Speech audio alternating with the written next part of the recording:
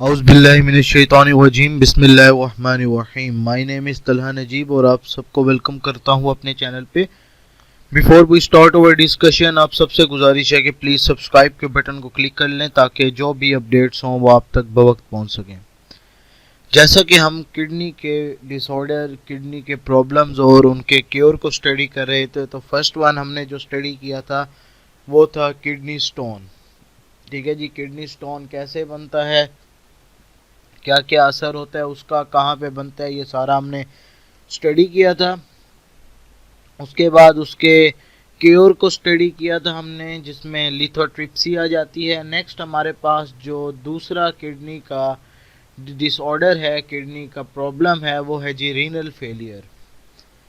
Various factor of the pathological and the chemical nature में progressively destroy the nephron. हमारे पास कुछ ऐसे केमिकल्स भी होते हैं। अब वो केमिकल्स हमारी बॉडी में नेचर के थ्रू भी आ सकते हैं, यानी कि हमारी डाइट के थ्रू भी आ सकते हैं, या कुछ मेडिसिन ऐसे होती हैं जिनके अंदर कुछ ऐसे केमिकल्स मौजूद होते हैं जो कि हमारे जो किडनी का बेसिक जो फंक्शनल पार्ट है, जिसको हम नेफ्रॉन का नाम देते हैं, उसको डिस्ट्रॉय कर देते हैं। अच्छा, अब नेफ्रॉन के कौन से पार्ट को डिस्ट्रॉय करते हैं? नेफ्रॉन के ग्लोमेरुलर पार्ट को डिस्ट्रॉय कर देते हैं। सबसे पहले तो किडनी का जो सबसे मेन पार्ट है नेफ्रॉन, उसको अफेक्ट करते हैं। उसके बाद नेफ्रॉन के भी फर्दर जो इम्पोर्टेंट बात है पार्ट है हमारे पास ग्लोमेरुलर पार्ट, उसको भी क्या है जी अफेक्ट करते हैं। This result in the increase in plasma level of urea and other nitrogenous waste. तो इससे क्या होता है कि फिल्ट्रेशन जो है वो सही तरह से नहीं हो सकती, किडनी अपना फंक्शन जो है वो सही तरह से परफॉर्म नहीं करता, जिसकी वजह से क्या होता है जी, जो प्लाज्मा लेवल है यूरिया के अंदर और जो नाइट्रोजीनियस वेस्ट्स हैं वो इंक्रीज हो जाती हैं जी, उनके अमाउंट। अब जब ये इंक्रीज होंगी तो इससे क्या असर होगा? This wise in the urea cause the complication of increase in blood pressure and anaemia.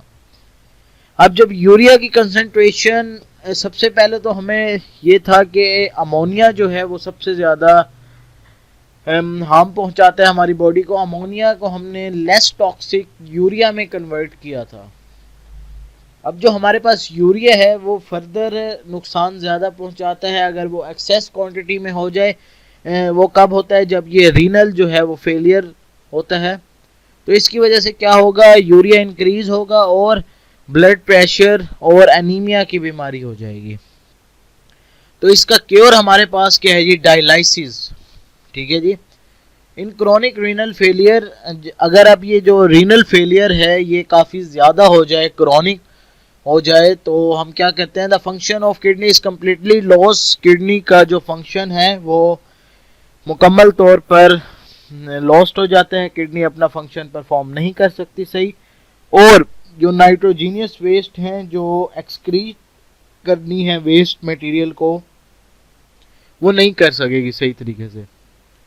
To remove the nitrogenous waste, अब नाइट्रोजीनियस वेस्ट के अंदर हमारे पास जो सबसे ज़्यादा इंपॉर्टेंट चीज़ है वो क्या है जी? वो हमारे पास यूरिया है। The blood of the patient is treated through dialysis. अब जब इतनी क्रोनिक सिचुएशन हो गई है तो फिर हम क्या करते हैं जी? डायलिसिस का प्रोसेस करते हैं। इसमें क्या होता है? हमारे पास जो पेशेंट का ब्लड होता है ना, उसको हम एक प्रोसेस से गुजारते हैं। उस प्रोसेस का नेम है डायलिसिस। उसमें क्या होता है? पेशेंट का ब्लड हम निकालते हैं, वो क्लीन होता है, उसके बाद हम उसको वापसी उसकी बॉडी में क्या है जी इंजेक्ट कर देते हैं। अब आगे डायलिसिस की भी हमारे पास दो टाइप्स हैं। एक को हम नेम देते हैं होम्योडायलिसिस का, और दूसरे को हम नेम देते हैं जी पेरिटोनियल डायलिसिस का। होम्योडायलिसिस का मतलब होता है हमारे पास ब्लड की क्लीनिंग, ब्लड को साफ करना। इसमें अब होता क्या है? In this procedure, blood is circulated through the machine with the contains a dialyzer, also called the artificial kidney. इसमें क्या होता है? हमारे पास एक मशीन होती है जिसको हम कहते हैं डायलाइज़र, या फिर कॉमन वर्डिंग में उसको हम आर्टिफिशियल किडनी भी कहते हैं। अब वो डायलाइज़र कैसे वर्क करता है? डायलाइज़र के दो पार्ट्स होते हैं, ठीक है जी, जो कि सेपरेट होते हैं। दरमियान में मेम्ब्रेन होती है, मेम्ब्रेन से सेपरेट होते हैं। ब्लड जो है वो एक साइड से उसके अंदर आता है और दूसरी साइड से ब्लड वापसी जाता है। अब जब अंदर आता है ब्लड तो उसके प्रोसेस फर्दर टेक प्लेस होता है। ब्लड के अंदर जो वेस्ट मटेरियल है और जो एक्स्ट्रा पानी है वो क्या है जी, एब्जॉर्ब हो जाता है उसी मशीन के अंदर, और बाकी जो प्योर जो बचता है उसको हम डायलाइसिस फ्लूइड का नाम देते हैं, वो फिर वापसी बॉडी में चला जाता है। दूसरा जो हमारे पास डायलाइसिस का तरीका है उसको हम नेम देते हैं जी peritoneal dialysis. Peritoneal dialysis work on the same principle except that abdomen has the peritoneal cavity. इसमें क्या होता है, हमारे जो एब्डोमेन है उसके वही ही एज अ डायलाइजर काम कर रहा होता है, ठीक है जी। Lined by the thin epithelium called the peritoneum. Peritoneal cavity is filled with the dialysis fluid that enter the body through the catheter। हमारे पास जो पेरिटोनियल कैविटी है उसको हम कैथेटर की मदद से बॉडी के अंदर डालते हैं और उसको डायलाइसिस फ्लूइड से क्या है जी भर देते हैं। This process is repeated several time a day, और ये प्रोसेस जो है ये दिन में काफ़ी दफ़ा रिपीट भी किया जाता है। अब हमारे पास जो डायलाइज़र है वो बिल्कुल ऐसे एक्ट करता है जैसे किडनी जो है वो एक्ट कर रही है। ये कब हम यूज़ करते हैं? जब जो किडनी है जब पूरी तरह से फेल हो जाए, पूरी तरह से फेल हो जाए।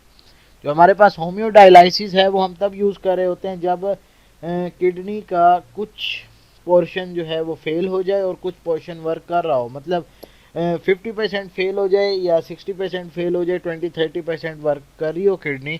लेकिन जो हमारे पास ये पेरिटोनियल डायलाइसिस है, ये जब किडनी तकरीबन ऑलमोस्ट पूरी फेल हो चुकी हो तब ये हम करते हैं।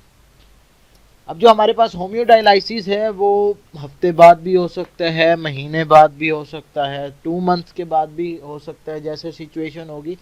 लेकिन ये जो पेरिटोनियल डायलाइसिस है ये इतना ज़्यादा फेलियर के दौरान किया जाता है कि दिन में ये कई मरतबा करना पड़ता है।